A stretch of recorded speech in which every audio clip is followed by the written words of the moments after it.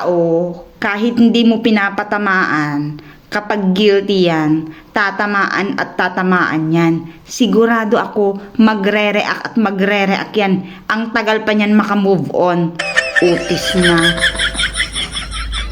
Yung nagsiselos ka, tapos humaharang yung salitang hindi pala kayo, walang level, otis na.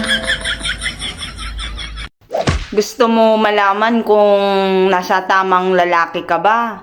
Aba, araw-arawin mo kayang tinotoyo. Tapos, pag naintindihan ka niyan, yun na yun. Otis na. Ang sarap sa feeling na mahal mo siya. Pero, ang sakit sa feeling na hindi pala ikaw ang mahal niya. Otis na. Kapag binigay mo na ang lahat, tapos wala pa ring nangyayari, baka hindi talaga kayo para sa isa't isa. Tanggapin mo na lang. Ang sakit nga lang sa part na yung tipong gumastos ka na, nag-effort ka na, nagbigay ka na ng time, tapos sa huli, wala lang pala. Utis na.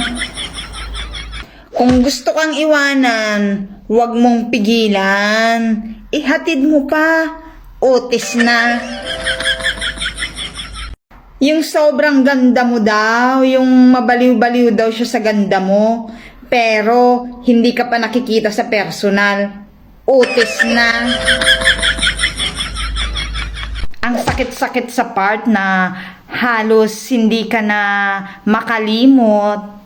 Yung tipong stress ka na, tapos siya, halos hindi ka na maalala. Ang ganda-ganda niya na agad. Otis na. Nakakalungkot lang isipin na may mga taong mahalaga sa atin, pero hindi tayo mahalaga sa kanila. Utis na. Sinabihan ako, sabi sa akin, huwag ka masyadong pasosyal. Halatang trying hard ka lang. Aba, syempre, sinagot ko. Hindi naman ako pasosyal. Filingera lang ako. Utis na.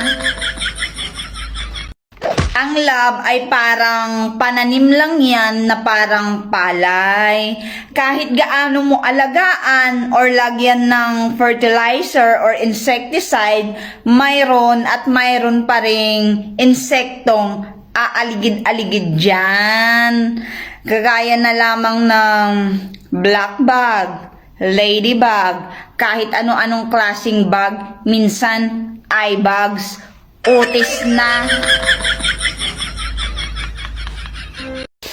Noon at ngayon, usong-uso pa rin yung salitang MU. Noon, pag MU, mutual understanding. Ngayon, ang MU, may isang manhid at may isang umaasa.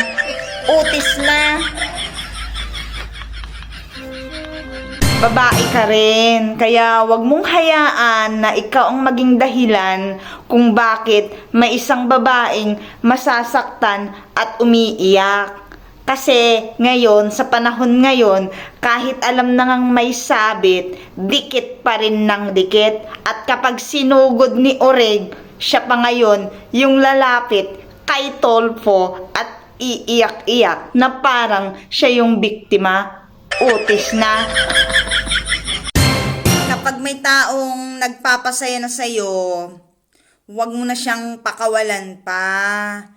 Hindi yung tipong masaya ka na nga, naghanap ka pa ng iba. Ano yan? Left and right na ngiti? Utis na.